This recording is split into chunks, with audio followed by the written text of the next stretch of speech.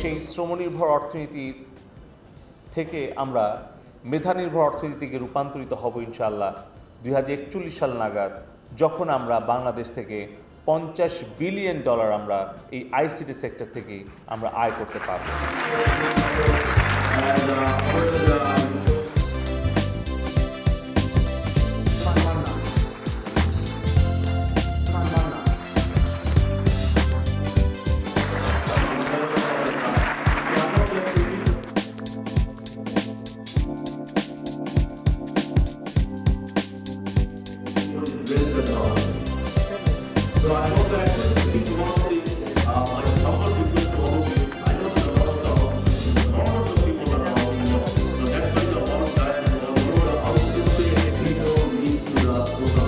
আমি top of the Bilal sir award পেয়েছি আজকে। অ্যাওয়ার্ড পেয়ে আমার অনেক ভালো লাগছে, এবং আমাদেরকে যদি এভাবে কাজের সম্মাননা দেওয়া হয় তাহলে আসলে কাজের প্রতি আগ্রহটা অনেক বেড়ে যায়।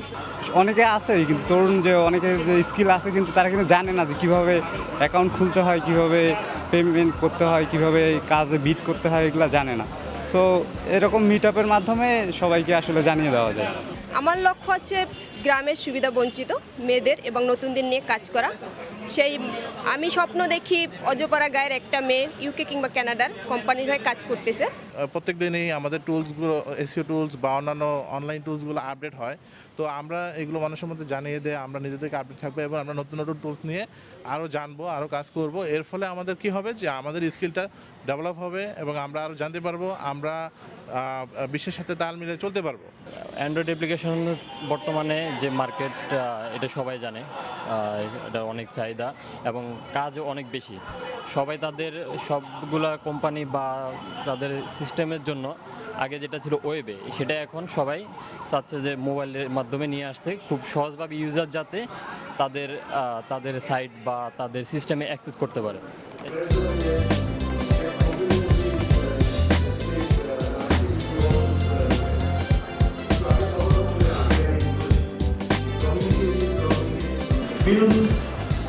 Bills processing, digital outsourcing.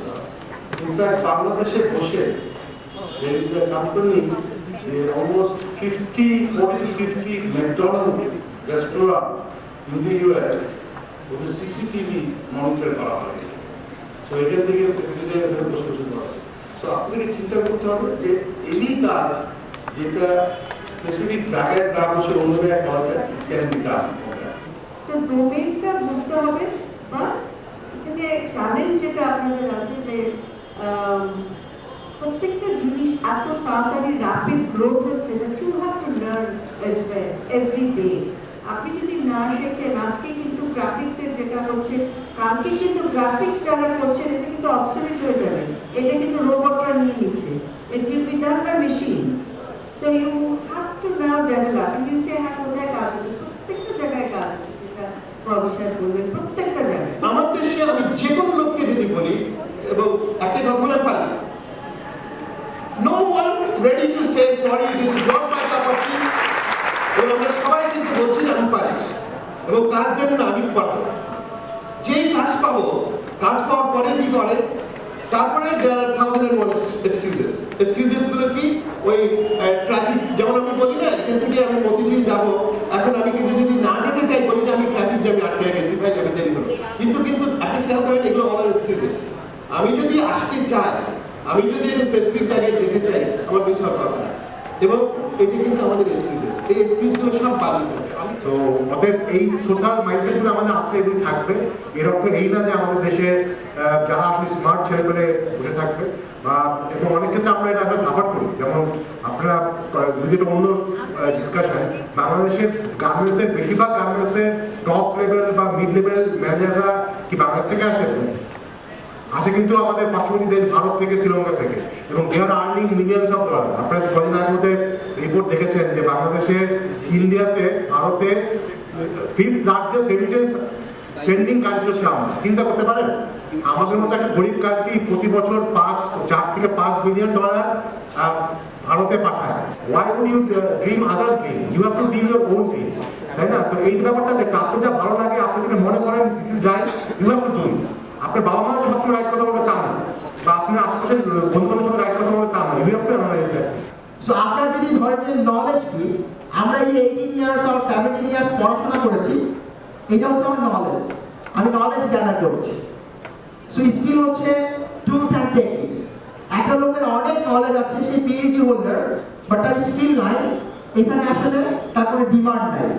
R third one is attitude. So what is attitude? এই যে আমি আপনার সাথে কমিউনিকেট করছি, it's call soft skill basically. সেই তিনটা কম্বিনেশন যখন আপনার হবে, তখন আপনি একজন good worker, skill worker, I should সে।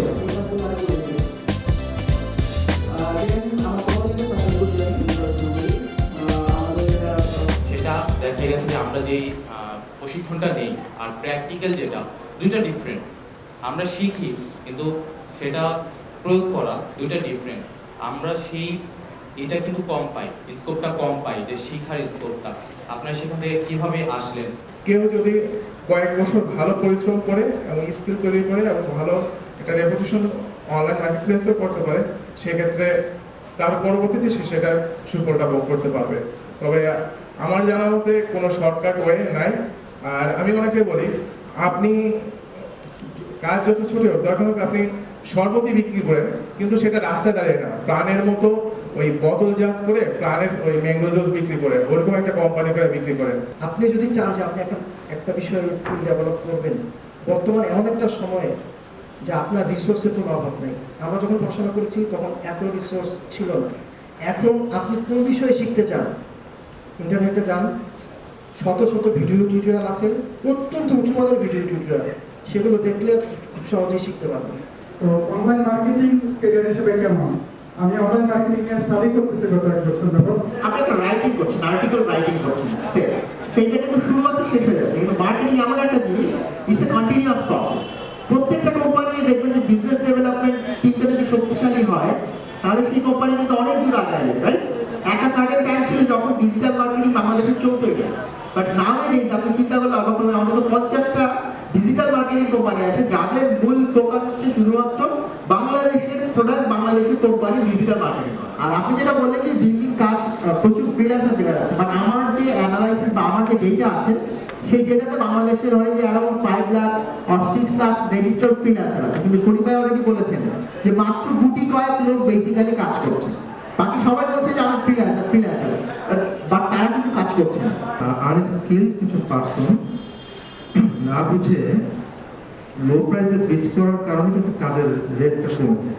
আমার কথা হচ্ছে যে আমি একজন কোম্পানির মেম্বার হিসেবে, আমি স্টার্টিং কোম্পানি হিসেবে, আমি যেহেতু স্টার্টআপে আছি, এখন আমার কোম্পানি আমি কিভাবে মানে আমার যে কোম্পানি মেম্বারগুলো আছে, তা আমার কোম্পানিটা আমি ফ্রিল্যান্সার টাইপে করতে যাচ্ছি। এখন আমি কাজটা আসলে কিভাবে, কোম্পানি কখনো কোনো কাজ করতে পারে না, কোম্পানির মেম্বাররা কাজ করবে, কোম্পানির এক একজন মেম্বার এক একটা কাজ করবে, কেউ অ্যাকাউন্টিং করবেন, কেউ ডিজাইন করবেন, কেউ কোডিং করবেন। তো আপনার সিস্টেমটা হলো টোটাল টেকনিক্যাল সিস্টেম। বিভিন্ন ধরনের কাজ শেখা উচিত।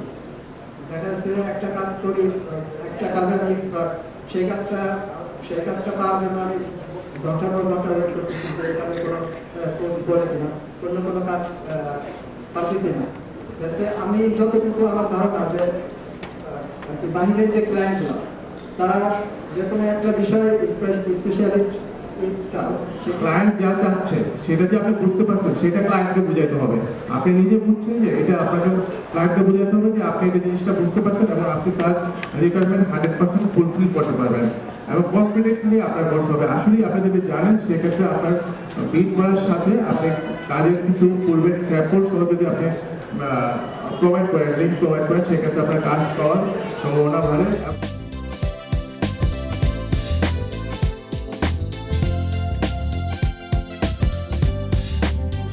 কেন বাংলাদেশে মানে 10%ও মানে থাকে না, মানে around 10%, this is very surprising. তো আমরা সেটা এক্সপ্লোর করতে যাচ্ছি যে কেন আসে না বা কীভাবে অংশগ্রহণকে আরও এর চেয়ে বেশি করা যায়, মানে 10% ইজ স্ট্রাইকিং লো, যেখানে আমাদের 50% পপুলেশন ফিমেল।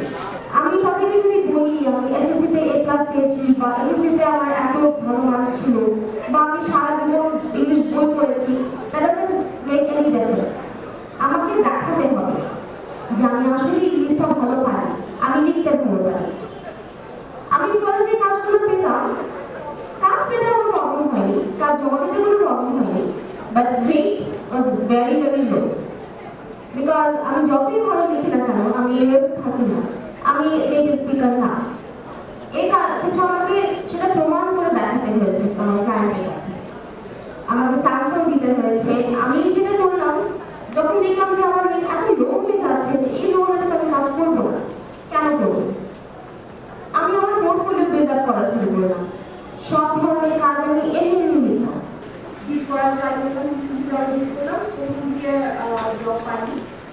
তো আমি এই বছর মার্চ মাসে আমি বিট করা স্টার্ট করি।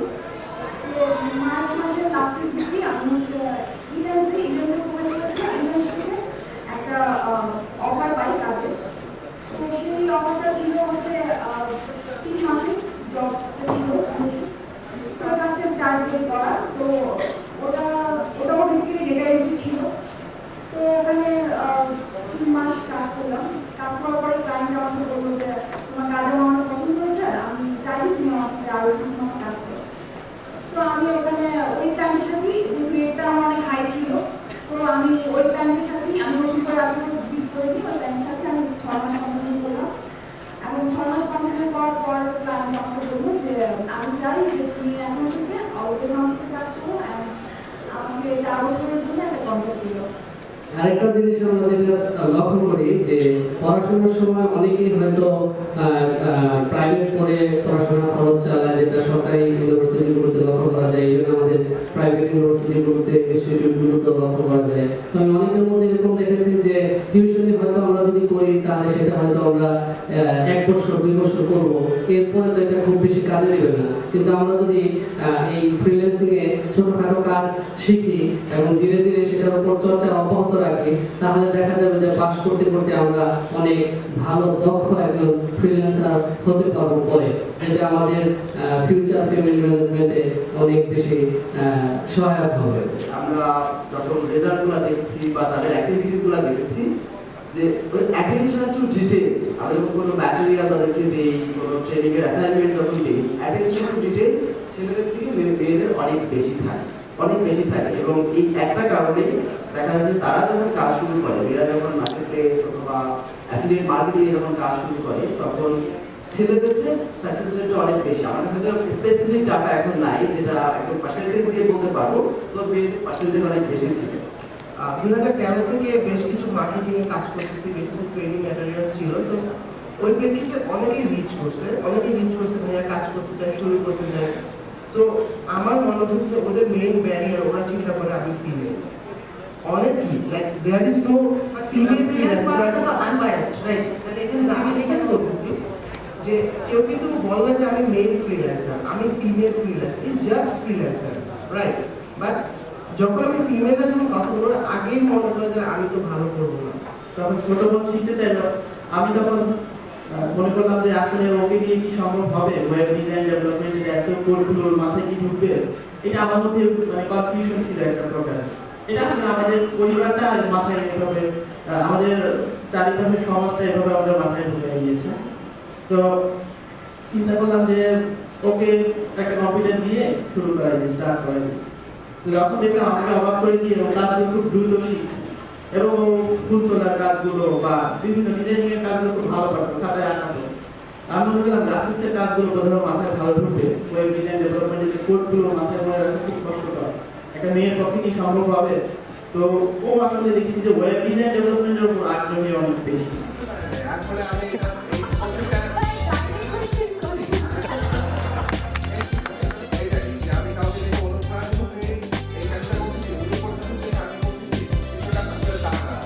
ফ্রিল্যান্সিং এ কি ড্রব্যাকস আছে আর জবে কি ড্রব্যাকস, এরকম কিছু একটা। আমি যদি প্রফেশনালি ফ্রিল্যান্সিংকে যদি আমি সিরিয়াসলি না নিই বা আপনার রেসপন্সিবিলিটির সাথে না নিই, তাহলে ফ্রিল্যান্সিং খারাপ। আমি যদি জবকে সিরিয়াসলি না নিই বা প্রফেশনালি যদি না অ্যাক্ট করি, তাহলে আপনার জবও খারাপ। তো আসলে জব বা ফ্রিল্যান্সিং কোনোটারই কোনো ড্রব্যাক নেই, কোনো ডিমেরিটস নেই। disadvantageously, but we the people, I mean, who are working as a freelancer or as a job holder,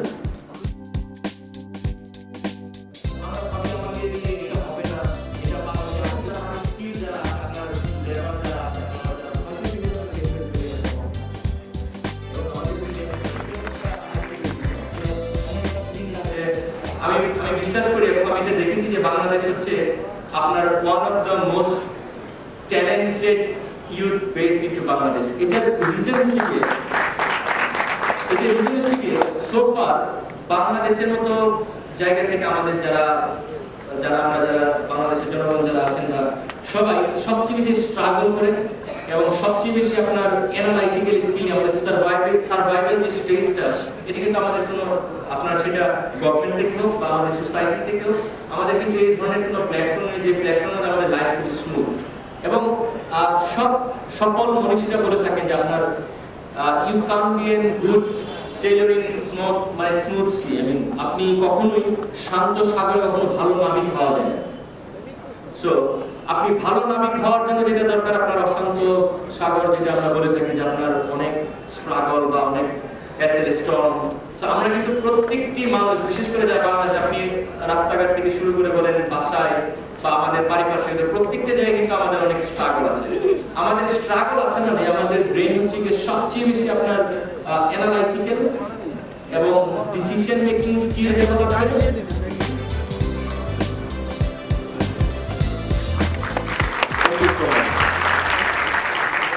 I mean, it's truly inspiring. Thank you.